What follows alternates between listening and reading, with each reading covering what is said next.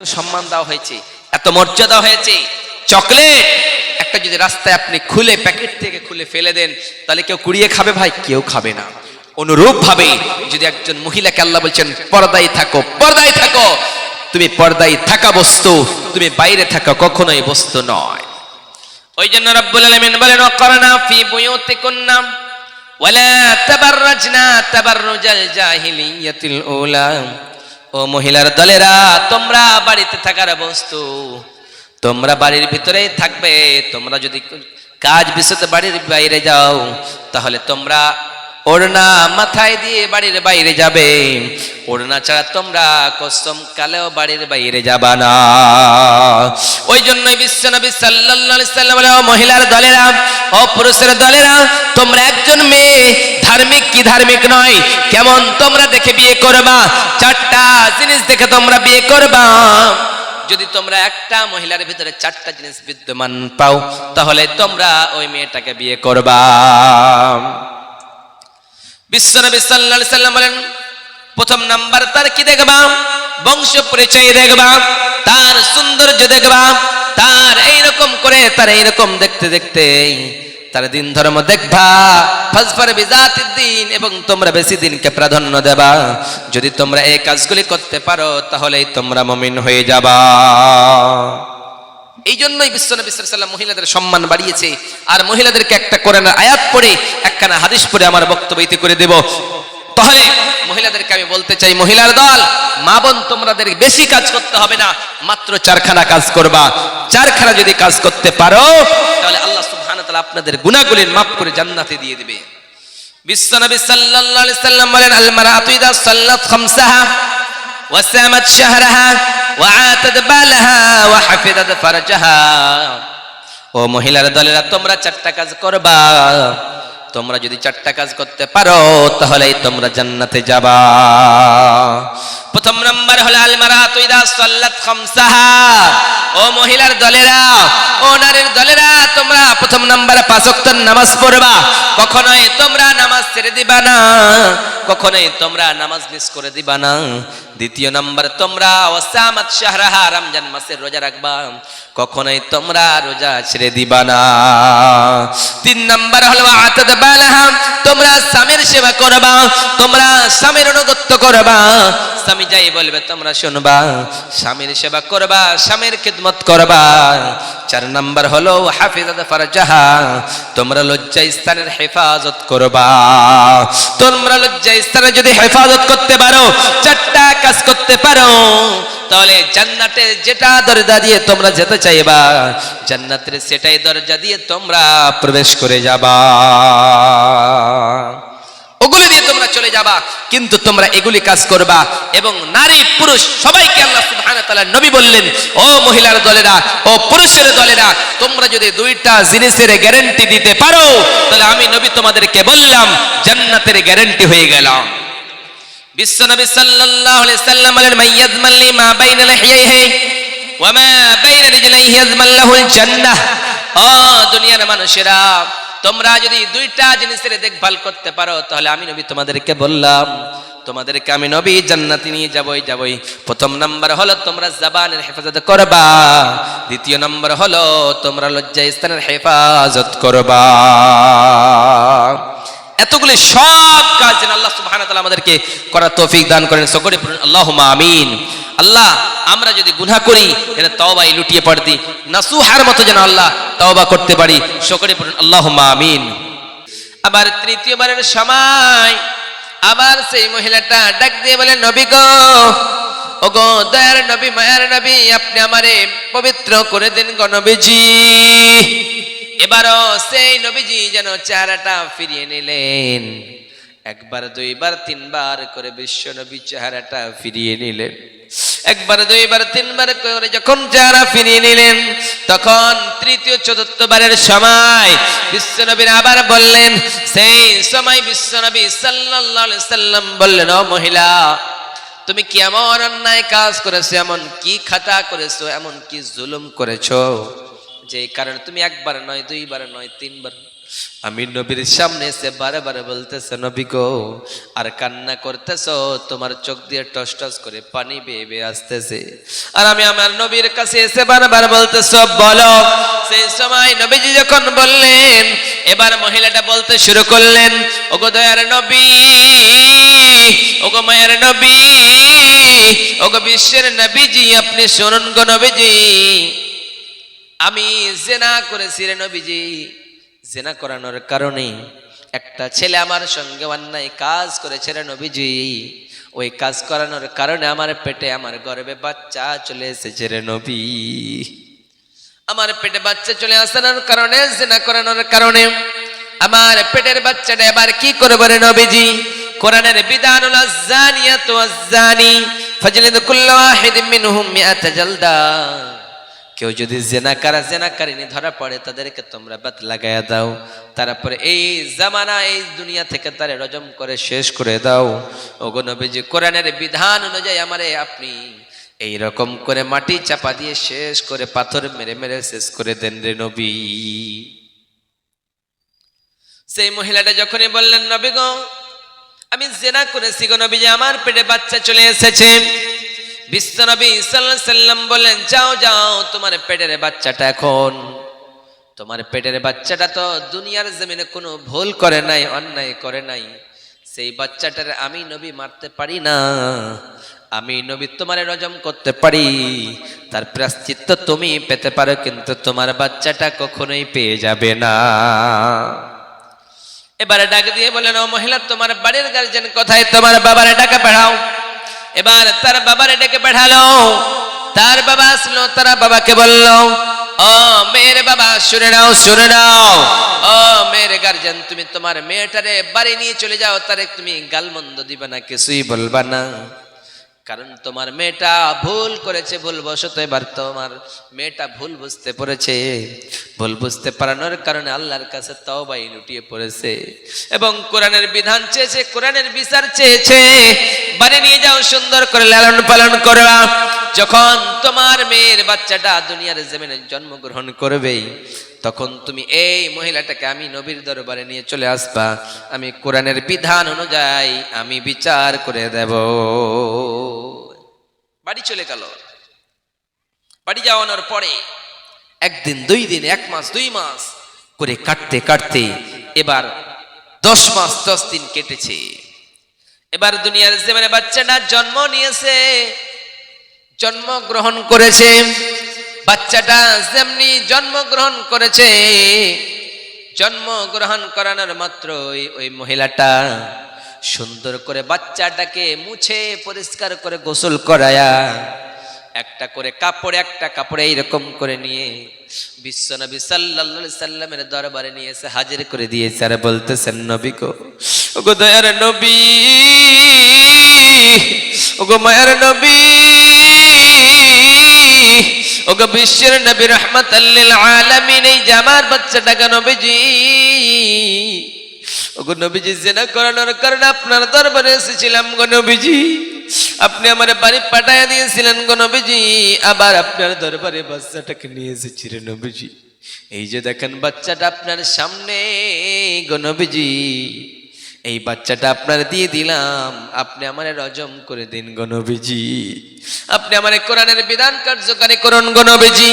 সেই সময় বিশ্বনবী সাল্লাল্লাহু আলাইহি সাল্লাম বাচ্চাটার দিকে তাকালেন। তাকানোর পরে দেখলেন, হায় রে, এই বাচ্চাটা মায়ের দুধ ছাড়া বাঁচতে পারবে না। মায়ের দুধ যতদিন পর্যন্ত বাচ্চারা না খাবে, এই বাচ্চাটার বেঁচে থাকাটা একেবারে হয়ে যাবে। এই বাচ্চাটা যদি বেঁচে থাকতে হয়, তাহলে তার মায়ের দুধ, স্তনের দুধ পান করতে হবে, তাহলে এই বাচ্চাটা দুনিয়ায় জীবন পাবে।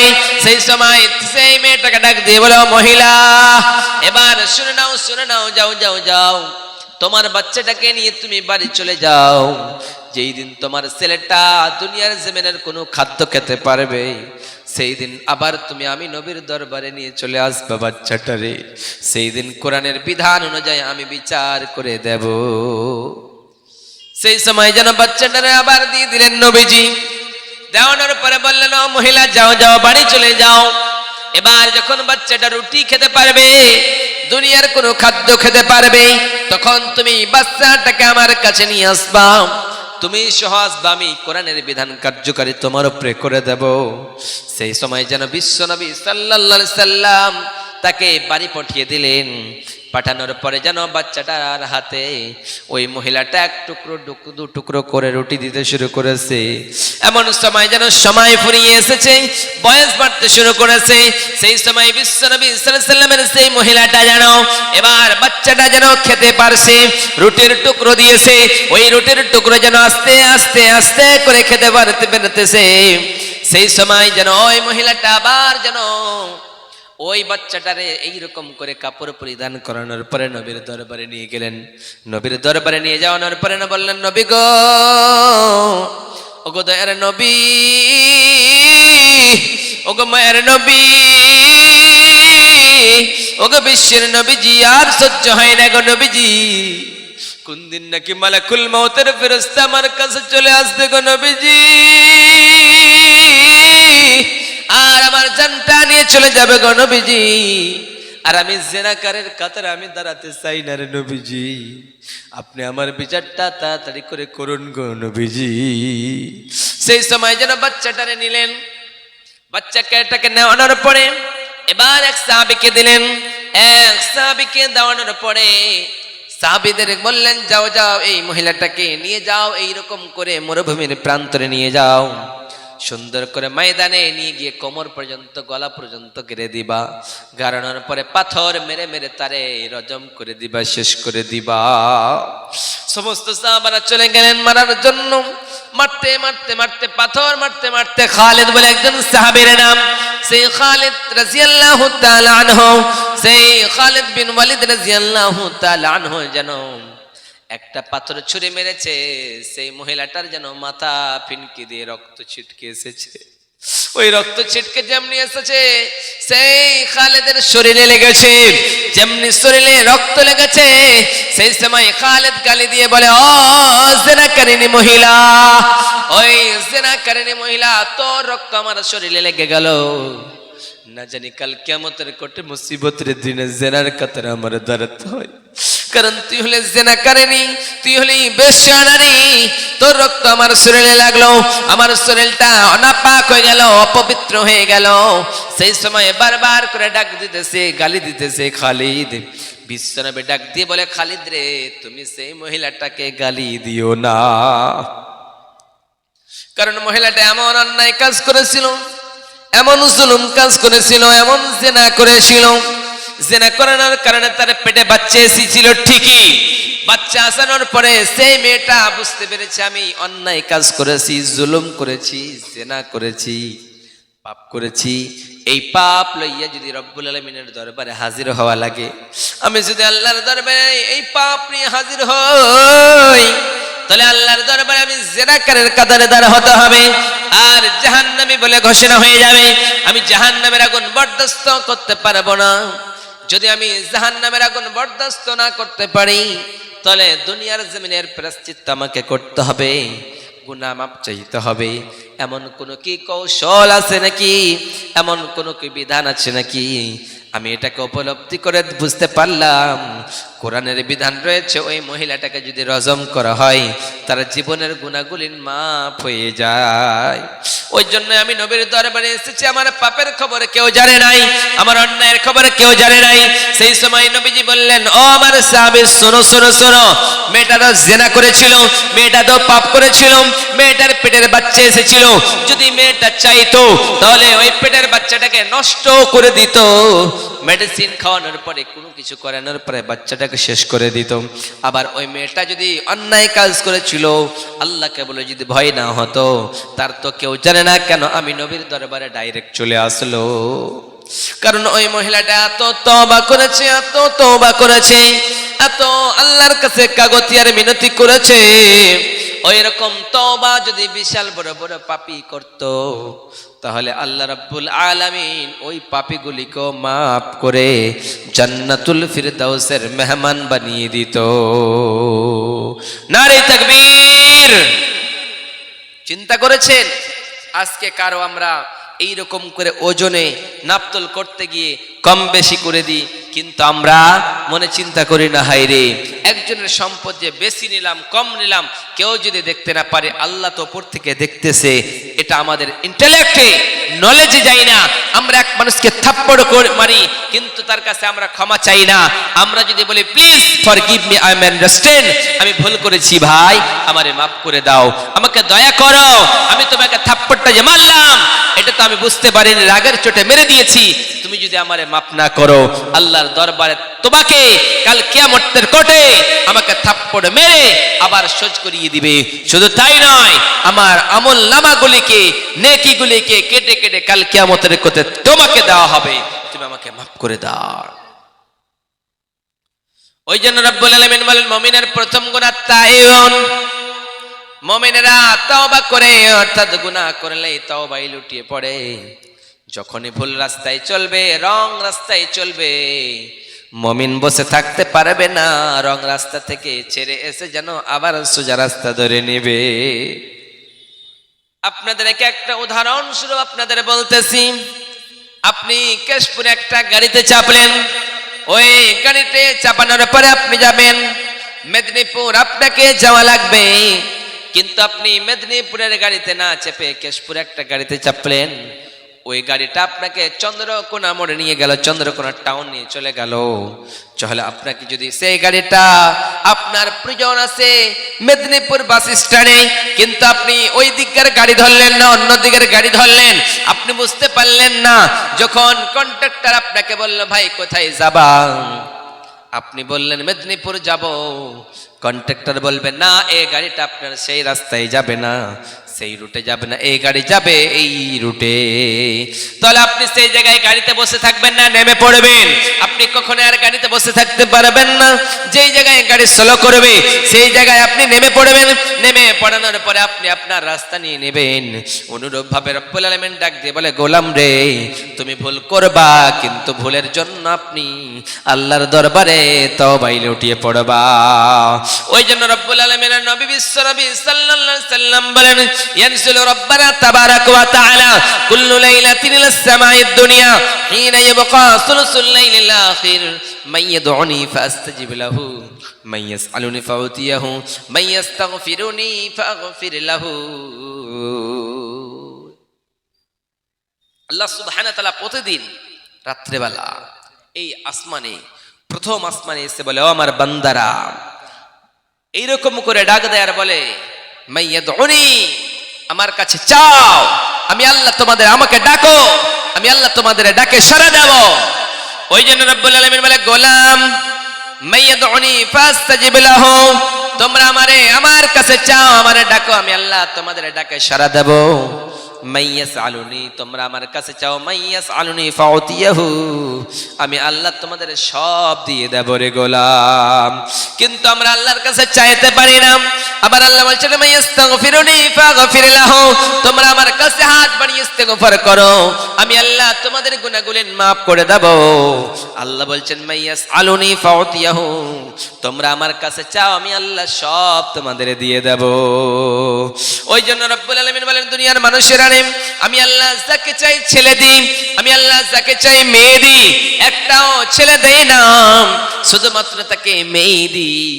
আবার আমি আল্লাহ যাকে চাই ছেলে দিই, একটাও মেয়ে দেই না। আবার আমি আল্লাহ যাকে চাই ছেলেও দিই, আবার মেয়েও দিই। আবার আমি আল্লাহ যাকে চাই ছেলেও দিই, আবার মেয়েও দিই। আবার আমি আল্লাহ যাকে চাই একটাও ছেলে দেই না, আবার একটাও মেয়ে দেই না, একেবারে বাঞ্জা করে রেখে দিই। তাহলে তোমরা যদি আমার কাছে চাওয়ার মতো চাইতে পারো, তাহলে অবশ্যই তোমাদের চাওয়া পাওয়া আমি আল্লাহ পূর্ণ করে দেব রে গোলাম। কিন্তু যখন আমরা চাই তখন আমরা ভালো করে চাইতে পারি না। যে রূপে আল্লাহর কাছে চাইলে পাবা, সেই রূপে যদি আমরা চাই, তাহলে আমরা মসজিদে গিয়ে প্রথম নম্বরে 2 রাকাত নামাজ পড়বো। নামাজ পড়ানোর পরে হাতখানা বাড়াবো, আল্লাহ আমার একটা ছেলের সন্তানের প্রয়োজন, সুন্দর ছেলে দাও আল্লাহ। আল্লাহ বলছে গোলাম তুই তো চাইলি, চাওয়াটা তোমার আমি আল্লাহ গ্রহণ করলাম, কবুল করলাম, তোমাকে আমি আল্লাহ একটা সন্তান দিয়ে দিলাম। ওই জন্য রব্বুল আলামিন বলে গোলাম দুনিয়ার মানুষেরা শোনো শোনো শোনো, ইন্নাল্লাহা আযজা ওয়া জাল্লা ইয়াবসুতু ইয়াদাহু বিল-লাইল লিয়াতুবা মুসিউন নাহার ওয়া ইয়াবসুতু ইয়াদাহু বিন-নাহার লিয়াতুবা মুসলিমুল লাইল হাত্তা তাতলুআশ শামসু মিন মাগরিবিহা। রব্বুল আলামিন বলে, দুনিয়ার মানুষেরা রে, তোমরা আজীবন পাপ করবা, আজীবন অন্যায় কাজ করবা, কিন্তু দুইটা সময় রয়েছে। ওই দুইটা সময় কখনো তোমাদের পাপ আর অন্যায়ের খবরগুলি কখনোই তোমাদের মাফ করা হয় না। ওগুলি তওবার দরজা বন্ধ হয়ে যায়। তার মধ্যে প্রথম নাম্বার হলো বাদাল গারগারা। প্রথম নাম্বার হলো বাদাল গারগারা। আপনি মালাকুল মউতকে দেখতে পেয়েছেন আর আল্লাহকে বলছেন, আল্লাহ মাফ করে দাও। আল্লাহ বলছেন, না, এখন তো তোমার মরার সময় হয়েছে, এখন তওবা করলে হবে না। তওবা করার অনেক সময় ছিল, সেই সময় তুমি তওবায় লুটিয়ে পড়োনি। প্রথম নাম্বার হলো বাদাল গারগারা। আপনি যখন মালাকুল মউতকে দেখতে পাবেন, ওই মালাকুল মউতকে দেখানোর পরে যদি আপনি তওবায় লুটিয়ে পড়েন, আপনার তওবা কখনোই গ্রহণ করানো হবে না, আপনার তওবা কবুল করানো হবে না। দ্বিতীয় নম্বর হলো বাদাতুলিশ শামসি মিন মাগরিবিহা।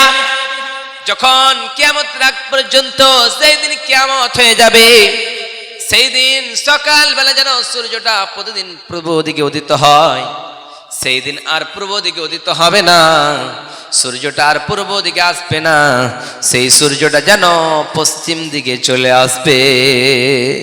ওই জন্য রব্বুল আলামিন ডাক দিয়ে বলে, গোলাম রে, যেই দিন সূর্যটা পশ্চিম দিকে উঠে যাবে, যেই দিন তোমরা সূর্যের আলো আর দেখতে পাবে না, আলোহীন সূর্য পূর্ব দিকে উঠে যাবে, সেই দিন তোমরা যদি আমি আল্লাহর দরবারে হাত বাড়িয়ে কাগতিয়ারে মিনতি করো, আমি আল্লাহ তোমার গুনাহগুলি আর মাফ করব না রে গোলাম। কারণ ফিরাউন যখন ওর মরার সময় হয়েছে, তখন ওই ফিরাউন লোহিত সাগরে ডুবে আর বলে, ও মুসা, আমারে মাফ করে দিতে বলো, আল্লাহ আমারে যেন মাফ করে দেয়, কারণ আমি আর গুনাহ করব না, ভুল করব না, আমি আনা রব্বুকুমুল আলা আর বলবো না। এবার আমি মুসলমান হয়ে গেলাম, আত্মসমর্পণ করলাম, ওমানা মিনাল মুসলিমিন। সেই সময় সাইয়েদনা মুসা আলাইহিস সালাতু সালাম বলেন, না, কখনোই নয়, এখন তুমি মরতে বসেছো, লোহিত সাগরে হাবুডুবু খেতেছো, এই সময় তুমি যদি সিলিন্ডার হও, তোমার সিলিন্ডার গিরি চলবে না, কারণ তোমাকে আমি কম বুঝাই নাই। তুমি যখন বাড়তে বাড়তে বাড়তে বেড়ে গিয়েছো, আল্লাহ আমারে বলেছে, ইযহাব ইলা ফিরাউন ইন্নাহু তাগা। ও মুসা, যাও যাও যাও, ফিরাউন বেড়ে গিয়েছে, ফিরাউনের বংশধর, ফিরাউনের দলবল সবাই বেড়ে গিয়েছে, তাদেরকে ঠিক করার জন্য তুমি তার দরবারে যাও আর বলো, ইসলাম প্রচার করো, দিন ইসলামের কথা তাদের কাছে শোনাও, নচেত তারা পাপ করতে করতে বেড়ে যাবে। সেই সময় ফিরাউন তোমার কাছে গেলাম আর আমি বললাম, রব্বি আল্লাহ, আমার রব হলো আল্লাহ। সেই দিন তুমি মানতে পারোনি, সেই দিন তুমি বিশ্বাস যাও নাই, আজকে তুমি বলতেছো আমার রব আল্লাহ।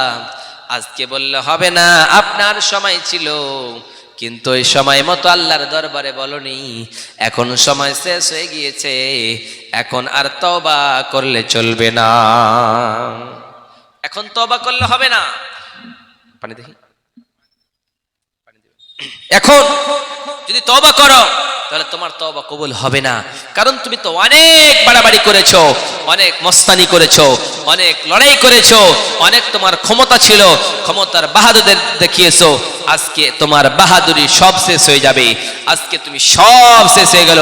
আমাদের প্রভু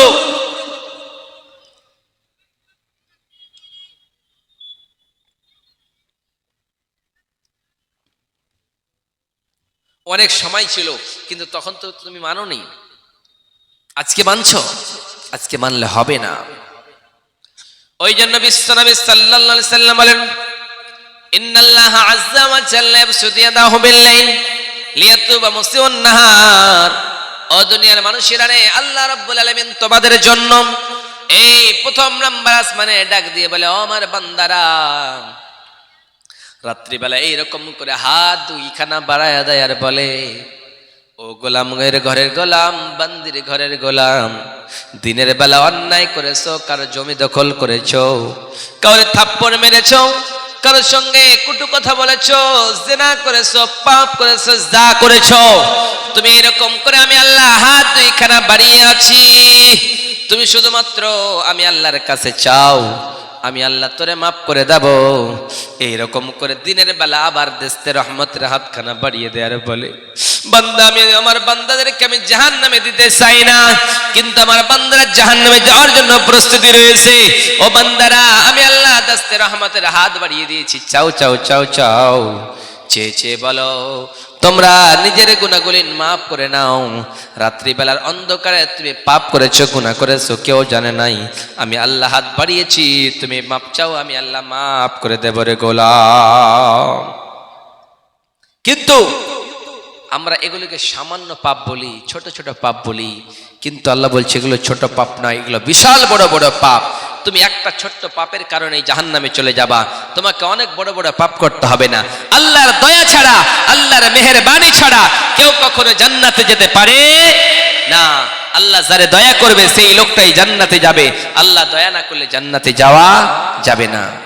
ওই জন্য বিশ্বনবী সাল্লাল্লাহু আলাইহি সাল্লাম বলেন, এক লোক আজীবন তাহাজ্জুদ পড়েছে, আজীবন অন্যায় কাজ করে নাই কখনোই, আজীবন নামাজ পড়েছে, ইবাদত করেছে, দান খায়রাত করেছে, সব করেছে। সেই সময় নিজে নিজে ভাবনা করেছে, হাই রে আল্লাহ, এমন করে ইবাদত করব, এমন ইবাদত করতে কমতি রাখবো না। সারা জীবন আজীবন ইবাদত করেছি, রব্বুল আলামিন তোমার দয়া ছাড়াই জান্নাতে যাব, আমি আমার আমল দিয়ে আমি জান্নাতে যেতে চাই, তোমার দয়া দিয়ে জান্নাতে যেতে চাই না রে আল্লাহ। সেই সময় সেই লোক যখন জান্নাতে যাবে, রব্বুল আলামিন তাকে ডাক দিয়ে বলবে, আমার বান্দা শোনো শোনো শোনো, তুমি কোথায় যাইতেছ? বলছে, আল্লাহ আমি আমার আমল দিয়ে জান্নাতে যাইতেছি। সেই সময় আল্লাহ বলবেন, আমি দয়া দিয়ে তোরে জান্নাতে দিয়ে দিলাম, যা। সেই বান্দা ডাক দিয়ে বলে, রব্বুল আলামিন আমি তো আমল কম করি নাই, আমি তো আপনার ইবাদত কম করি নাই রে আল্লাহ, আমি গুনাহ করা মাত্রই তাওবায় লুটিয়ে পড়েছি, তাহাজ্জুদের নামাজ পড়েছি, সব ভালো কাজ করেছি, সাদকা করেছি, দান করেছি রে আল্লাহ, আমি আমার আমল দিয়ে আমল দেখে জান্নাতে যেতে চাই। আল্লাহ বলতেছেন, গোলাম তোমাকে যে আমি আল্লাহ দুইটা চোখ দিয়েছি, ওই দুইটা চোখ নয়, একটা চোখের শুকরিয়া জ্ঞাপন আজীবন করলেও তুই করতে পারবি না, ওইটা চোখের তুই দাম দিতে পারবি না, তাহলে তোর আমলে তুই কি করে জান্নাতে যাবি? আমি আল্লাহর দয়া ছাড়া, আমি আল্লাহর মেহেরবানি ছাড়া, আমি আল্লাহর করুণা ছাড়া একটা লোক কসম কালে জান্নাতে যেতে পারে না।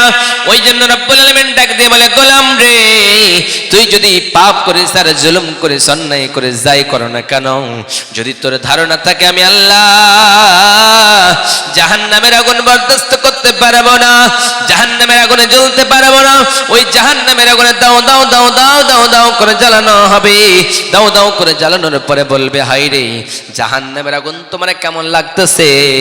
সেই বান্দা বলবে, রব্বুল আলামিন জাহান্নামের আগুন আর বরদাস্ত হই না। ওই জন্য রব্বুল আলামিন বলেন, কুল্লামা নাদিজাত জুলুদুহুম বাদদালনাহুম জুলুদান গায়রাহা লিয়াযুকুল আযাব। সেই দিন রব্বুল আলামিন জাহান্নামীদেরকে জাহান্নামের আগুনে দাও দাও দাও দাও করে চামড়াগুলি কয়লা করে দিবে, ঝলসে দিবে। যখন চামড়াগুলি ঝলসে যাবে, চামড়াগুলি কয়লা কালো হয়ে যাবে, আবার চামড়া সেটিং করিয়ে দেওয়া হবে, আবার চামড়াগুলি সেটিং করিয়ে দেওয়া হবে, আবার চামড়াগুলি পুড়ে পুড়ে কয়লা হয়ে কালো হয়ে আবার ঝলসে যাবে, আবার চামড়াগুলি সেটিং করিয়ে দেবে, আর বলবে, হায় রে জাহান্নামীরা, বল বল জাহান্নামের আগুন তোমার কেমন লাগতেছে এখন? কেমন এখন কেমন লাগে?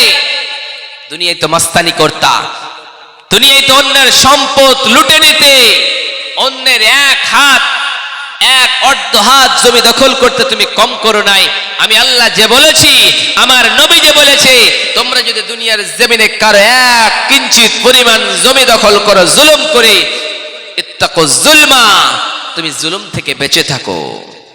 ওই জন্যই বিশ্বনবী সাল্লাল্লাহু আলাইহি সাল্লাম বলে, দুনিয়ার মানুষেরা রে, ও আমার উম্মত উম্মতিরা, শোনো শোনো শোনো, দুনিয়ার জমিনে যদি তুমি কারো 1 বিঘা নয়, 10 বিঘা নয়, 40 বিঘা নয়, কারো যদি 1 হাত অথবা অর্ধ হাত যদি তুমি কারো জমি দখল করেছো, আর যদি ওই জমি দখল করানোর কারণে যদি ওই লোকটা তোমার উপরে বিচার করে থাকে, ওই লোকটা যদি তোমার উপরে দাবি রেখে দেয়, তাহলে তুমি যদি হস্তগত করেছো, দখল করেছো, নিজের দিকে আত্মসাৎ করেছো, কাল কিয়ামতের কোটে মুসিবতের দিনে এক হাত অর্ধ হাত জমিনের কারণে কাল কিয়ামতের কোটে 7 তাবাক জমিনটা আপনার কাঁধের উপরে চাপায়া দেবে। সুবহানাল্লাহ।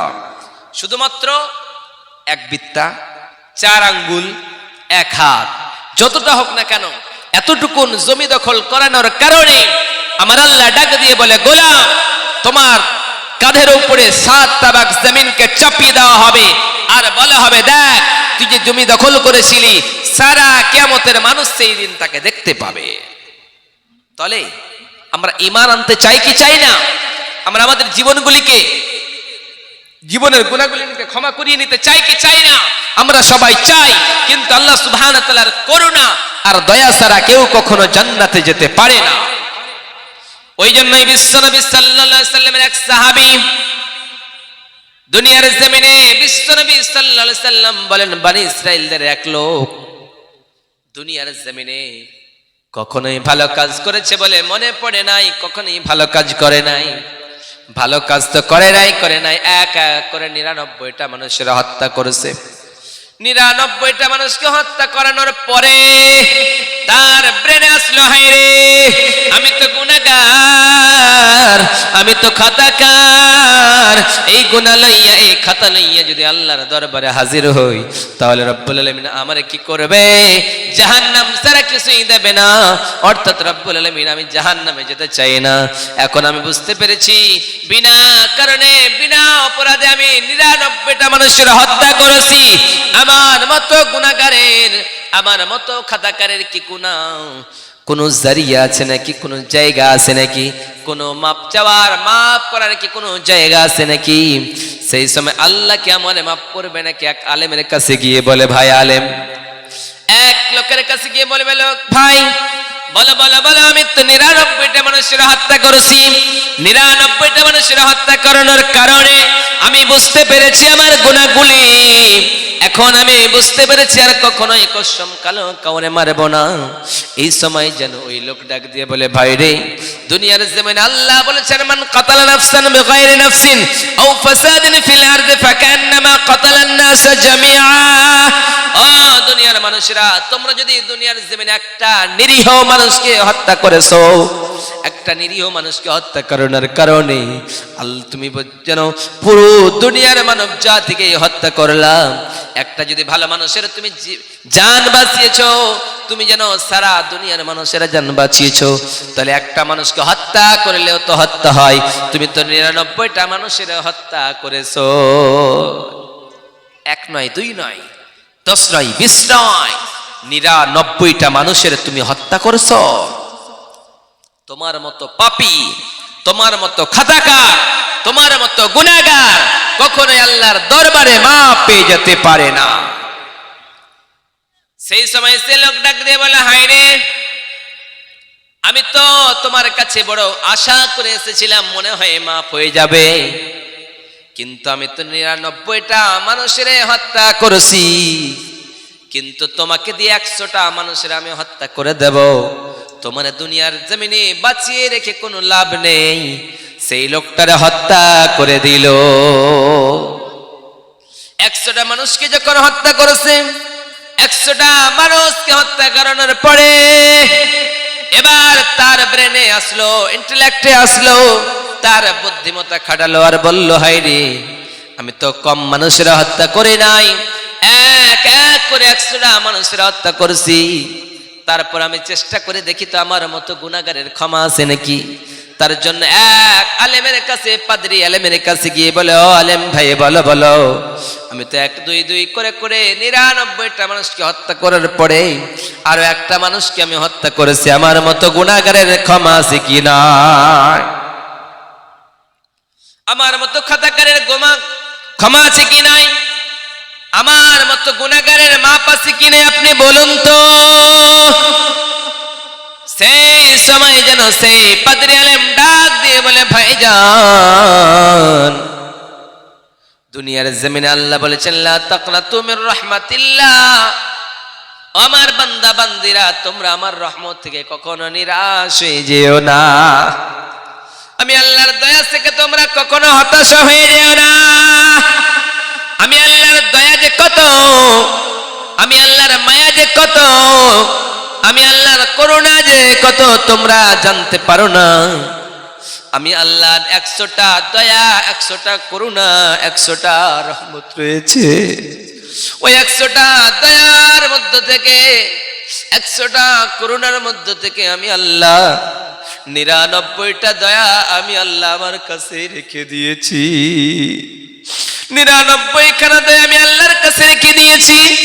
একটা দয়া দিয়ে আমি আল্লাহ গাছ বানালাম, একটা দয়া দিলে আমি আল্লাহ মানুষ বানালাম, জিন বানালাম, দুনিয়ার পাখি প্রাণী সব কিছু সব বানালাম রে। ওই একটা দয়া দিয়ে বকরি তার বাচ্চারা আদর করে, ওই একটা দয়া দিয়ে ভালোবাসা একজনকে সারা বাঁচতে পারে না। ওই একটা দয়া দিয়ে মা তার ছেলেরা আদর করে, ও একটা দয়া দিয়ে তারা এক অপরকে সারা বাঁচতে পারে না। ওই জন্য আমি আল্লাহ 99টা দয়া রেখে দিয়েছি আমার বান্দা বান্দীদের জন্য। রব্বুল আলামিন ডাক দিয়ে বলে, গোলাম আমি আল্লাহর কাছে 99টা দয়া রাখছি এই জন্য কাল কিয়ামতের কোটে মুসিবতের দিনে আমার বান্দা বান্দীরা জাহান্নামী বলে ঘোষণা হয়ে যাবে, জাহান্নামের টিকিট পেয়ে নেবে।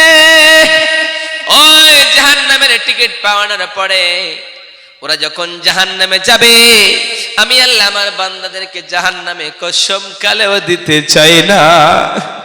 ওই জন্য আমি আল্লাহর দয়া সেই দিন পেশ করব আর বলবো, আমার বান্দা বান্দিরা তোমরা যারা পরিমাণ তোমাদের ভিতরে যার ভিতরে ঈমান রয়েছে, তোমরা লা ইলাহা ইল্লাল্লাহ ফাদাখালাল জান্নাহ, তোমরা যদি কালেমা পড়ে থাকো, অন্তর থেকে ইখলাসের সাথে যদি একবারে কালেমাটা তোমরা পড়ে থাকো, তাহলে আমি আল্লাহর দয়াতে, আমি আল্লাহর করুণাতে, আমি আল্লাহর মায়াতে তোমার জান্নাতে দিয়ে দেব রে গোলাম। সেই সময় সে আলেম বলে, হাই রে ভাই, আল্লাহর দয়াতে এরকম। আল্লাহ ডাক দিয়ে বলেছে, আমার বান্দারা তোমরা হতাশা হয়ে যেও না, তোমরা নিরাশ হয়ে যেও না, তোমরা হতভঙ্গ হয়ে যেও না আমি আল্লাহর দয়া থেকে তোমরা কখনো, কারণ আমি আল্লাহ তোমাদের মাফ করে দেব। তাহলে ভাই তোমার আমি একটা উপদেশ দিতে পারি, তোমার একটা বলতে পারি, এই এলাকাটা ভালো নয়, এমন একটা এলাকায় চলে যান যে এলাকায় গেলে আপনার গুনাহগুলো মাফ হয়ে যাবে। এমন ভালো এলাকায় যদি আপনি চলে যান তাহলে আপনার গুনাহগুলো মাফ হয়ে যাবে। এই এলাকাটা ভালো নয়, এলাকায় চুরি হয়, ডাকাতি হয়, অন্যায় হয়, জিনা হয়। আপনি যদি এই এলাকাটা ছেড়ে অন্য একটা এলাকায় যান তাহলে আপনার গুনাহগুলো মাফ হয়ে যাবে। সেই লোকটা বাড়ি চলে আসলো, বাড়ি আসানোর পরে সুন্দর করে এরকম করে গোসল স্নান করানোর পরে সুন্দর করে কাপড়গুলিকে ব্যাগে ভরলো। ব্যাগে ভরানোর পরে এবার বাড়ি থেকে বের হবে। এই সময় রব্বুল আলামিন মালাকুল মউতের ফেরেশতাকে ডাক দিয়ে বলে, ও মালাকুল মউতের ফেরেশতা, যাও যাও যাও, আমার বান্দা অমুক বান্দাটার জানটা কবজ করে নিয়ে এসো, অমুক বান্দার রূহটা বের করে নিয়ে এসো। সেই সময় যেন রব্বুল আলামিনের হুকুমে মালায়েকা ফেরেশতা আজরাইল যেন রূহটা বের করার জন্য প্রস্তুতি হলেন। এবার লোকটার কাছ থেকে জানটা রূহটা বের করে নিল। জাহান্নামের ফেরেশতার জান্নাতের ফেরেশতার ঝগড়া বাঁধালো। জাহান্নামের ফেরেশতারা ডাক দিয়ে বলা হয়নি, না না, এই লোকটা কখনোই জান্নাতে যেতে পারে না, কারণ লোকটা 1-2 করে করে 100টা মানুষের হত্যা করেছে। 100টা মানুষের হত্যাকারী কখনোই জান্নাতে যেতে পারে না। এবার যারা জান্নাতের ফেরেশতা, রহমতের ফেরেশতা, এরা ডাক দিয়ে বলে, না না না, এই লোকটা জাহান্নামে যেতে পারে না, কারণ লোকটা জিনা করেছিল, যে লোকটা পাপ করেছিল, লোকটা হত্যা করেছিল ঠিকই, কিন্তু এই লোকটা তওবার জন্য বাড়ি থেকে বের হয়ে গিয়েছিল। আল্লাহ এর তওবা কবুল করে নিয়েছে, অর্থাৎ এই লোকটাকে জান্নাতে দেওয়া লাগবে। জাহান্নামের ফেরেশতারা জান্নাতের ফেরেশতারা ঝগড়া বাঁধিয়ে দিল। যখন তাদের ভিতরে তর্ক হতে শুরু করলো, রব্বুল আলামিন সহ্য না করতে পেরে বললেন আমার ফেরেশতারা যাও যাও, লোকটার বাড়ি থেকে ওই গ্রামটা পর্যন্ত তোমরা ফিতা দিয়ে মাপ দিয়ে দেখো, যেই দিক বেশি হয়ে যাবে সেই দিকে এই লোকটা চলে যাবে। তারা ফিতা দিয়ে মাপ দিতে শুরু করলো। মাপ দিতে দিতে দিতে দেখা গেল হায় রে, রব্বুল আলামিন অর্ডার করলেন ও জমিন রে, যেই দিকে লোকটা যাচ্ছিল ওই দিকটা দূরে হয়ে যা, কাছে চলে আয়, আর যেই দিকে যাচ্ছিল ওই দিকটা দূরে হয়ে যা। অর্থাৎ বাড়ি থেকে যেই দিকে যাচ্ছিল ওটা যেন অনেক দূরে চলে গেল, আর যেন ওই লোকটা বেশি হয়ে গেল। যেমনি এই দিক বেশি হয়ে গেল, ইমানদার লোকটা যেই দিকে যাচ্ছিল তোমার জন্য বেশি হয়ে গেল। যখন বেশি হয়ে গেল, তাদের ফয়সালা অনুযায়ী, তাদের যুক্তি অনুযায়ী, তাদের ঝগড়া অনুযায়ী সেই লোকটা হয়ে গেল জান্নাতি। ওই লোকটাকে রব্বুল আলামিন জান্নাতি দিয়ে দিলেন। কারণ জড় বস্তুকে আল্লাহ বললেন ও জড় বস্তু, ও জমিন তুই জড়সড় হয়ে যা, ওই জমিন তুই চওড়া হয়ে যা। আল্লাহর জড় বস্তু কথা শুনে কিন্তু আমরা মানুষ শুনতে চাই না, আমরা মানতে চাই না, আমরা বুঝতে চাই না আল্লাহ যে কত সুন্দর করে আমারে বানিয়েছে। এত সুন্দর করে বানানোর একটাই উদ্দেশ্য, একটাই কারণ হলো আমরা জানি আল্লাহর শুধুমাত্র ইবাদত করি, দুনিয়ার জমিনে কারো ইবাদতে মগ্ন না হয়ে যায়। ওই জন্য রব্বুল আলামিন বলেন ওয়ামা খালাকতুল জিন্না ওয়াল ইনসা ইল্লা লিয়াবুদুন। রব্বুল আলামিন বলে ডাক দিয়ে বলে গোলাম, আমি আল্লাহ জিন জাতি এবং মানব জাতি দুইটা জাতিকে আমি আল্লাহ শুধুমাত্র আমার ইবাদতের জন্য বানিয়েছি, যাতে করে তারা শুধুমাত্র আমি আল্লাহর ইবাদত করে, দুনিয়ার কারো কখনোই ইবাদত না করে না। ইবাদতের জন্য বানিয়েছি আমি, আমার কাছে চাইবা, আমার সমস্ত নিয়ামত নাজ নিয়ামত খাবা, আমি আল্লাহ সব দিয়ে দিয়েছি। কিন্তু তোমরা আমার কাছে না চেয়ে অন্য কারো কাছে চাও, আমার কাছে না, আমার ইবাদত না করে তোমরা মূর্তির পুজো করো, তোমরা দেবদেবতার পুজো করো। আমি আল্লাহ কসম কালেও সেটা মেনে নিতে পারি না। ইব্রাহিম আলাইহিস সালাম তার বাবাকে ডাক দিয়ে বলে, বাবা তুমি যেই দেবতাগুলোর ইবাদত করো সেগুলো কি তোমাকে কিছু দিতে পারে? তোমার কিছু নোকসান করতে পারে? কিছুই করতে পারে না। তোমার লাভও করতে পারে না, লসও করতে পারে না, তাহলে তুমি মানো কেন? ইব্রাহিমের বাবা আজার চিন্তা করে, হায় রে, আমার ব্যবসা হলো মূর্তি বানানো, আমি মূর্তি বানাই বিক্রি করি বাজারে, আমার ঘর সংসার চলে। আমার বেটা যেমনি ধরেছে আমার সমস্ত ব্যবসাগুলি বন্ধ করে দেবে। এই সময় বেটার কাছে এসে বলে, বেটা রে তুই মেনে নে আমাদের ধর্ম, নচেত আমাদের জীবন শেষ হয়ে যাবে রে বেটা। সেই সময় সাইয়েদনা ইব্রাহিম আলাইহিস সালাম একটাই কথা বললেন, রব্বুল আলামিন আমি আল্লাহকে জেনেছি, আমি আল্লাহকে চিনেছি। প্রথম নাম্বার কাউকে চিনতে পারতাম না। সূর্য উঠে গেল, তারকা উঠলো, তখন আমি ভাবলাম মনে হয় এটাই আমার দেবতা। চন্দ্র উঠলো, মনে ভাবলাম হায় আমার এটাই দেবতা, এটাই আমার আল্লাহ, এটাই আল্লাহ আমার রব। সেই সময় সূর্য চন্দ্র সব চলে গেল। যখন সমস্ত জিনিস ডুবে গেল, শেষ হয়ে গেল, তখন মনে মনে চিন্তা করলাম এগুলি আসছে আবার চলে যাচ্ছে, আসলো আবার গেল, এগুলি কখনোই আমার দেবতা হয়ে যেতে পারে না, এগুলি আমার রব হয়ে যেতে পারে না। এগুলিকে যে আল্লাহ তৈরি করেছে, এগুলিকে আল্লাহ যে সৃষ্টি করেছে, সেটাই আমার রব হয়ে যাবে। সেই সময় যেন ইব্রাহিম আলাইহিস সালাম বুঝতে পারলেন রব্বুল আলামিন ও বিশাল আকাশের মালিক রে মাওলা, ও বিশাল জমিনের মালিক রে মাওলা, ও বিশাল পাহাড়ের মালিক রে মাওলা। সেই দিন থেকে আল্লাহ আমি চিনে নিয়েছি আল্লাহকে, আমার রবকে আমি চিনে নিয়েছি, আমার রবকে কখনোই ভুলে যেতে পারবো না। আল্লাহ আমার রব, ওই রবই আমার সব, আল্লাহ আমার রব, ওই রবই আমার সব। দমে দমে তন মনে তারি অনুভব, দমে দমে তন মনে তারি অনুভব। তোমার দুনিয়াতে আমি যেদিকে তাকাই, অথই নিয়ামতে ডুবিয়াছি সবাই।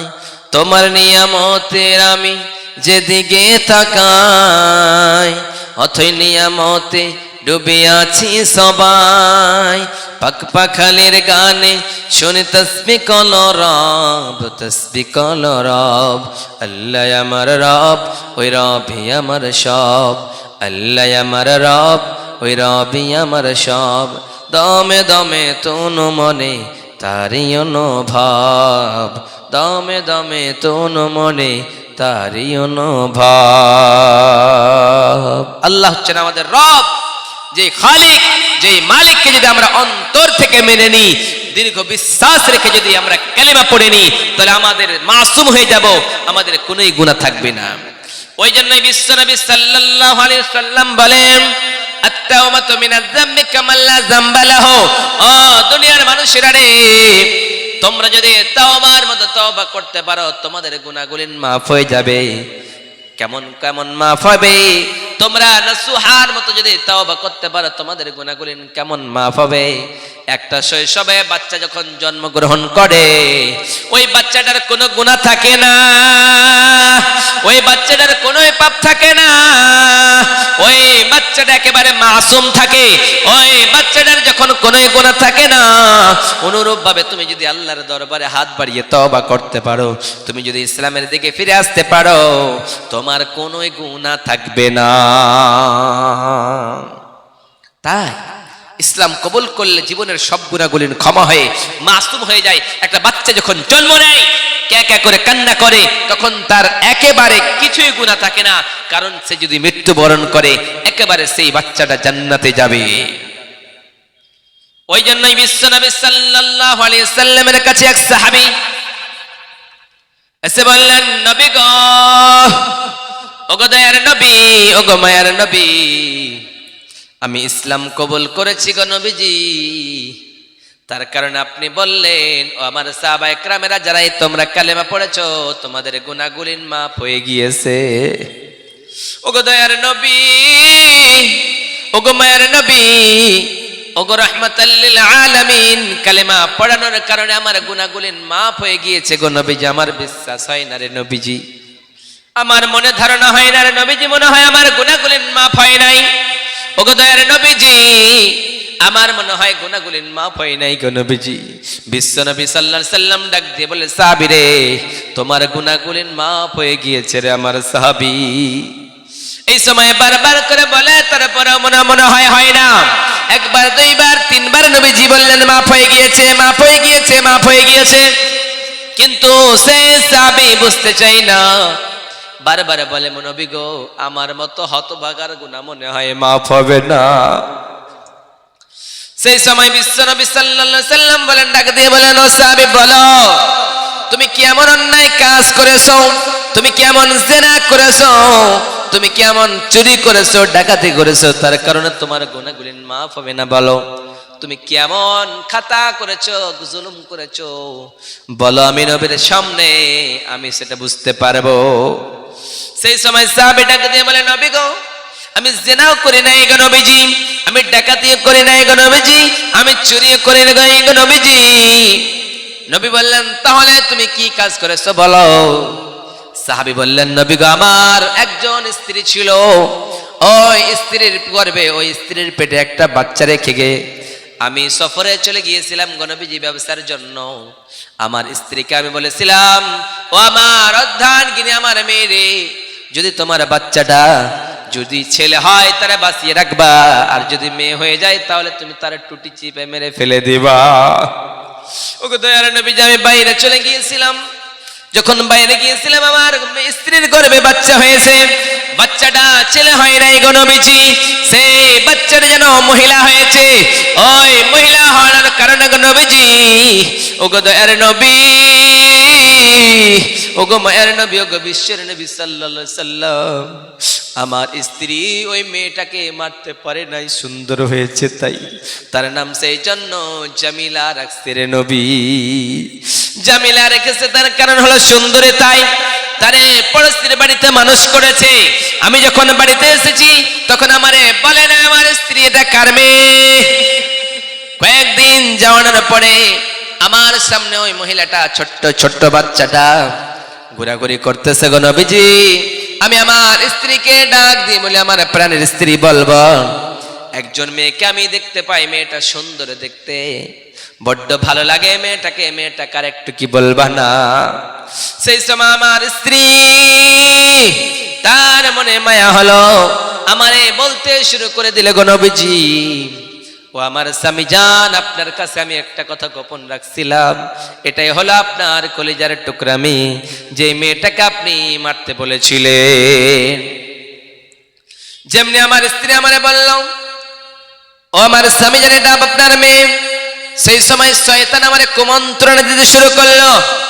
শয়তান আমারে বলতে শুরু করলো, যুবক, তোমার মতো মনে হয় পাগল কেউ হয়ে যেতে পারে না, তুমি আর পাগলামি করো না, দুনিয়ার জমিনে কোনো মহিলারে তুমি বাঁচিয়ে রেখো না।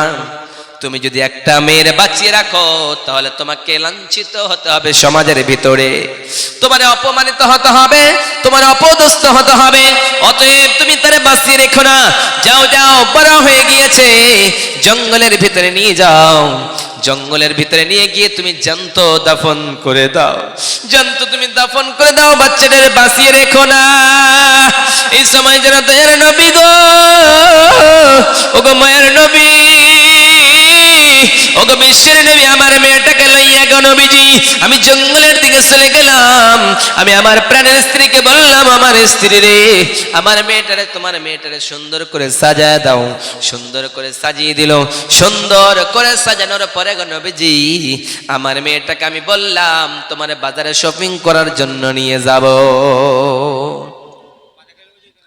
তোমার শপিং করার জন্য নিয়ে যাব, চলো। সেই সময় যখন আমি মেয়েটাকে নিয়ে যাই, আমার মেয়েটা ডাক দিয়ে বলে, আব্বা জান, এটা তো বাজারের রাস্তা নয়, এটা তো জঙ্গলের রাস্তা, এই রাস্তা দিয়ে শপিং কোথায় পাইবা? সেই সময় আমার মেয়েটা আমারে ডাক দিয়ে বলে, আব্বা জান, এইদিকে তো আর শপিং হয় না, জঙ্গলের দিকে কোথায় নিয়ে যাবে রে বাবা? কিন্তু আমার মেয়েটা যখন বারবার বলে, গো নবীজি, আমার দিলে একটু মায়া হলো না। আমার মেয়েটা বললে, আব্বা জান, আমি পানি পান করবো, আমার পানির খাওয়ার ব্যবস্থা করো। সেই সময় জঙ্গলে যাওয়ানোর পরে গো নবীজি একটা অস্ত্র নিলাম। ওই অস্ত্র নেওয়ানোর পরে গর্ত খনন করতে শুরু করলাম। যখন গর্ত খনন করতে শুরু করে দিয়েছি গো নবীজি, ওই গর্ত খনন করতে করতে গো নবীজি, ওই গর্ত খনন করার অবস্থায় ওই গর্তের বালুগুলি, ধুলাগুলি আমার দাড়িতে লাগে। যেমনি আমার দাড়িতে লাগে নবীজি, ওই আমার মেয়েটা ওই গর্তের বালুগুলি আমার যখন দাড়িতে লাগে, এইরকম করে ঝাড়ু দেয় আর বলে, আব্বা জান, আপনার আর কষ্ট করা লাগবে না, আপনি কেন কষ্ট করতেছেন রে আব্বা? আপনি আমার জন্য এত কষ্ট করতেছেন কেন? আমি আর পানি পান করবো না আব্বা। সেই সময় আমার মেয়েটা ডাক দিয়ে বলে, যখন আব্বা আপনি আর কষ্ট করবেন না রে বাবা, আপনাকে এত দুঃখ কষ্ট করা লাগবে না, আপনার কাছে পানি পান করতে চাইছিলাম, তাই পানির জন্য আপনি এত গর্ত খনন করতেছে। সেই সময় আমার মেয়েটা ডাক দিয়ে বলে, বাবা যেন আর কিছুই করা লাগবে না। সেই সময় যেন গর্তটা কমপ্লিট হওয়ার পরে গো নবীজি আমার মেয়েটারে ডাক দিয়ে বলে, আমার মাইরে, ও আমার কলিজার টুকরা মেয়ে, একবার গর্তের দিকে তাকায় দেখ, কতটুকুন পানি উপর দিকে চলে এসেছে। ওগো দয়ার নবী, ওগো মায়ের নবী, আমার মেয়েটাকে যখন গর্তের দিকে তাকাতে বললাম, আমার মেয়েটা গর্তের দিকে তাকাতে শুরু করলো। যেমনি গর্তের দিকে তাকিয়েছে গো নবীজি, আমার মেয়েটাকে আমি ধাক্কা মেরে গর্তের ভিতরে ফেলে দিয়েছি রে নবী। যেমনি আমি গর্তের ভিতরে ধাক্কা মেরে ফেলে দিয়েছি রে নবীজি, গর্তের ভিতরে ধাক্কা মারানোর কারণে আমার মেয়েটা বুঝতে পেরেছে আমার বাবা বাঁচিয়ে রাখবে না। যেই বাবার ভয় আমার মেয়ে, আমার মা আমার দূরে রাখতো, আমার পরের পরশির বাড়িতে মানুষ করেছে, বাবা বলে পরিচয় দিতে বারণ করেছে, ওই বাবা আমার আর বাঁচিয়ে রাখবে না, এই গর্তের ভিতরে আমার নিক্ষেপ করে দিয়েছে। এই সময় গো নবীজি আমার মেয়েটা এরকম করে দুইখানা হাত বাড়িয়ে দিয়েছে আর বলতেছে, আব্বা জান, আপনি আপনার মাইয়া বেশি হয়ে গিয়েছে, আপনার কন্যা সন্তান চান না, ওই জন্য আপনি আমারে মারতেছেন। দুনিয়ার জমিনে আপনার মেয়ে বলে দুনিয়ার জমিনে কোথাও আমি পরিচয় দেব না রে বাবা, দুনিয়ার কোথাও আমি বাবা বলে পরিচয় দেব না, দুনিয়ার জমিনে আমি ভিক্ষা করে খাবো রে বাবা, কিন্তু শুধুমাত্র আমার একটু জানের প্রাণের ভিক্ষা দেন রে বাবা। কিন্তু গো নবীজি, ও গো দয়ার নবী, আমি আমার মেয়েটারে মাটি চাপা দিতে শুরু করলাম। আমার মেয়েটা বারবার কাগতিয়ার মানে তো করে আমার পা জড়িয়ে ধরে আর বলে, আব্বা আমারে মারবেন না রে বাবা, দুনিয়ার জমিনে আমি আপনার কি ভুল করেছি রে বাবা, আমি মেয়ে জাত, আমি মহিলা হয়ে তো জন্মগ্রহণ করেছি তাই নাকি? সেই সময় বিশ্বনবী সাল্লাল্লাহু আলাইহি সাল্লামকে বলতেছিলেন, সেই সময় যেন ওই পুরুষটা বিশ্বনবী সাল্লাল্লাহু আলাইহি সাল্লামের সাহাবী এবার যেন মাটি চাপা দিতে শুরু করলো। মাটি চাপা দিতে দিতে দিতে যেন এবার যেন মাটি চাপা দিতে শুরু করলো গো নবীজি। এইরকম করে মাটি চাপা দিতে দিতে মস্ত বড় একখানা পাথর লইয়া গো নবী আমার মেয়েটার ওই মাথার উপরে মারলাম। যেমনি মাথার উপরে মারছি গো নবীজি, আমার মেয়েটার মাথাটা ফেটে রক্ত ফিনকে দিয়ে আসলো। ওই সময় আমার মেয়েটা আব্বা আব্বা বলে ডাকতে থাকলো গো নবী। আমি আমার মেয়েটার দিকে তাকালাম, তাকানোর পরে আমার চেহারাটা ফিরায় নিলাম গো নবী। ফিরানোর পরে আমার মেয়েটাকে আমি বাঁচাতে পারতাম গো নবীজি। ওই সময় গর্তে পড়ে পড়ে আমার মেয়েটা কান্নায় লুটিয়ে পড়েছে গো নবী। আমার মেয়েটা ডাক দিয়ে বলে, আব্বা রে আমার প্রাণের ভিক্ষা দাও রে বাবা, দুনিয়ার জমিনে আমি কি মাসুম হয়েছি, আমি কি ভুল করেছি, আমি আর দুনিয়ার জমিনে ভিক্ষা করে খাবো, কিন্তু আপনার দরবারে আসবো না রে বাবা। কিন্তু আমার মেয়েটা আমি বাঁচিয়ে রাখি নাই রে নবীজি। ওই মেয়েটাকে আমি পাথর দিয়ে মেরেছি, পাথর দিয়ে মাথা ফাটিয়ে দিয়েছি রে নবীজি। মাথা ফাটানোর কারণে রক্ত ফিনকি দিয়ে এসেছে, যেমনি রক্ত ফিনকি দিয়ে এসেছে রে নবীজি। আমার মেয়েটা আব্বা আব্বা আব্বা বলে ডাক দিতে থেকেছে গো নবীজি। আমার মেয়েটা এরকম করে সেই দিনে ডাক দিয়েছিল গো নবীজি। সেই দিন থেকে আজ পর্যন্ত ইসলাম কবুল করে নিয়েছিল নবীজি। প্রতিদিন আমার কানে আওয়াজটা আসতে থাকে নবীজি, আব্বা ডাকটা এখন পর্যন্ত আমার কান থেকে যাই নাই রে নবী। তাহলে আমার গুনাহগুলো কি মাফ হয়েছে গো নবীজি? বিশ্বনবী সাল্লাল্লাহু আলাইহি সাল্লাম যখন এই কথাগুলি শুনতেছিলেন তখন যেন চোখ দিয়ে টস টস টস টস করে পানিগুলি বেয়ে বেয়ে দুনিয়ার জমিনে পড়তেছিল। সেই সময় বিশ্বনবী সাল্লাল্লাহু আলাইহি সাল্লাম বলেন, দুনিয়ার মানুষ কি এমন নিষ্ঠুর পাষাণ কি এমন কাজ করতে পারে? এখন যেমন জঘন্য কাজ কি কারো দ্বারা হয় নাকি? না না, কখনো হয়ে যেতে পারে না। সেই সময় বিশ্বনবী সাল্লাল্লাহু আলাইহি সাল্লাম বললেন, ও আমার সাহাবায়ে কেরামেরা রে, এমন নিষ্ঠুর পাষাণ কোনো মানুষ হয়ে যেতে পারে না। সেই সময় সেই সাহাবীকে বললেন, আমার সাহাবী, তুমি যখন এমন অন্যায় কাজ করেছো তাহলে তোমার জন্য ইস্তেগফার করো, আল্লাহর রাস্তায় দান করো, কুরবানি করো, তাহলে তোমার গুনাহগুলো হতে পারে আল্লাহ মাফ করে দেবে। সেই দিন থেকে আমি নবী তোমাদেরকে বলে গেলাম, শুনো শুনো সাহাবায়ে কেরামেরা, কারো যদি একটা কন্যা সন্তান জন্ম গ্রহণ করে, একটা কন্যা মেয়ে জন্ম নেয়, তাহলে ওই মেয়ের বাবা আর আমি নবী একসঙ্গে আল্লাহর জান্নাতে থাকবো। নবীর সাহাবীরা বললেন, নবী গো, কারো যদি দুইখানা থাকে? নবীজি বললেন, তারপরেও। আবার বললেন সাহাবীরা, নবী গো, কারো যদি তিনখানা কন্যা থাকে রে নবীজি? বিশ্বনবী বলেন, তবে তিন কন্যার বাবা আর আমি নবী একসঙ্গে আল্লাহর জান্নাতে থেকে যাব। নারে তাকবীর! তাহলে কন্যাদের, মহিলাদের সম্মান যেই নবী বাড়ালেন, সেই মহিলারা আজকে সেই নবীকে চিনতে পারে না। সেই নবীকে আজকে এত সুন্দর করে সম্মান দিল তাদেরকে। বিশ্বনবী আসার পূর্বে সেই মহিলাদের কোনো অস্তিত্ব ছিল না। তাদেরকে কি করা হতো? কারো যদি স্বামী মারা যেত তাহলে ওই স্বামীর জ্যান্ত চিতায় ওই মহিলাটাকে জ্বালিয়ে শেষ করে দেওয়া হতো। কোন মহিলার যদি মিন্স হতো, মাসিক হতো, তাহলে ওই মহিলাটাকে তার স্বামীর বাড়িতে থাকতে দেওয়া হতো না, একখান জেলখানায় ভরে দেওয়া হতো।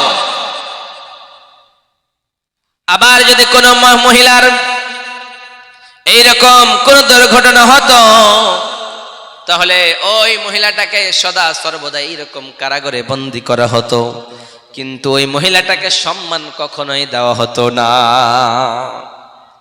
কিন্তু আমাদের নবী, দয়ার নবী, মায়ের নবী যখন থেকে আসলেন, সমস্ত অন্যায়গুলি কেটে গেল, সমস্ত রাহাজানিগুলি কেটে গেল। ওয়াকুল জাআল হক ওয়া যাহাকাল বাতিল ইন্নাল বাতিলা কানা যাহুকা। যখন যতগুলি বাতিল জিনিস ছিল সব মিটে গেল, যেগুলি সব কারাগারে চলে গেল, সব বাদ হয়ে গেল। অন্যায় আর অন্যায় চলবে না, জুলুম চলবে না, রাহাজানি চলবে না, জিনাকারী চলবে না, কিছুই চলবে না। আজকে থেকে বিশ্ব নবী সাল্লাল্লাহু আলাইহি সাল্লামের ধর্ম চলবে, যার নাম হলো ইসলাম। ইসলাম নারীদের মর্যাদা দিয়েছে, সম্মান দিয়েছে। যদি কোনো মহিলার বিয়ে হতো তাহলে ওই মহিলাটার কাছে 10-12টা ছেলে এসে মিলন করত, তার পেটে বাচ্চা জন্ম নিত, বাচ্চাটা যার আকৃতি হতো ওই ছেলেটার সঙ্গে তার বিয়ে হতো। এমন কুপ্রথা জাহিলিয়াতের যুগ ছিল। আজকে সেই যুগ আমাদের কাছ থেকে চলে গিয়েছে। আজকে সম্মান দিয়েছে মহিলাদেরকে। ওই মহিলারা নবীর সুন্নাতকে পালন করতে চায় না। আজকে নামাজ রোজা আমরা ছেড়ে দিই। আজকে আমাদের সামনে রমজান আসতেছে, যে রমজানের জন্য আজকে আল্লাহর কাছে দোয়া করব, হে আল্লাহ আমাদেরকে এই রমজান মাস পুরোটা কবুল করে নাও, আল্লাহ যেন পালন করতে পারে। সকলে বলুন আল্লাহুম্মা আমিন। তার এরকম আশা কেউ রাখে? এবার সাইয়েদনা আদম আলাইহিস সালাম পড়তে শুরু করে দিলেন এই দোয়াটা। যেমনি পড়তে শুরু করে দিলেন, আল্লাহ তারে মাফ করে দিলেন। আজকে যদি আমরা গুনাহ করি, আজকে যদি আমরা জিনা করি, আজকে যদি আমরা যতই বড় পাপী হয়ে যায় না কেন, আল্লাহর দরবারে একবার যদি হাত খানা বাড়িয়ে দিই, আল্লাহকে বলি আল্লাহ আমারে মাফ করে দাও, আল্লাহ বলতেছেন তুই কত বড় পাপী রে, আমি আল্লাহ মাফ করার জন্যই বসে আছি। সুবহানাল্লাহ। তাহলে দুইজনই ভুল করলো, ভুল করার পদ্ধতিটা শুধু আলাদা, নচেত আল্লাহ সুবহানাহু ওয়া তাআলা তাকে মাফ করে দিল। তাহলে আমরাও যদি ভুল করি, আমরাও যদি অন্যায় করি, তাহলে আল্লাহ আমাদেরকেও মাফ করে দেবে, আমাদেরকেও ক্ষমা করে দিবে। কিন্তু আমাদের পদ্ধতি আলাদা। আমরা আল্লাহকে চিনতে পারি না, আল্লাহকে জানতে পারি না যে আল্লাহ তো সুন্দর করে মানুষকে বানালেন, কিন্তু আমরা গোপনে পাপ করি আর মনে মনে ভাবি আমার বাবাও তো জানে না, আমার মাও জানে না, আমার গ্রামের কেউ জানে না আমার পাপের খবর, আমার অন্যায়ের খবর, আমার জিনার খবর। তাহলে আল্লাহ যদি জানে, তাহলে কাল কিয়ামতের কোর্টে জাহান্নামে যা হবে হবে। দুনিয়ার তো কোনো মানুষ জানে না, দুনিয়ার কেউ জানে না। আপনার পাপের খবর যদি আপনার বাবা না জানেন, আপনার পাপের আর অন্যায়ের খবর যদি আপনার গ্রামের কেউ না জানে, আল্লাহ বলতেছেন বান্দারে আমি আল্লাহ সব কিছু জানি।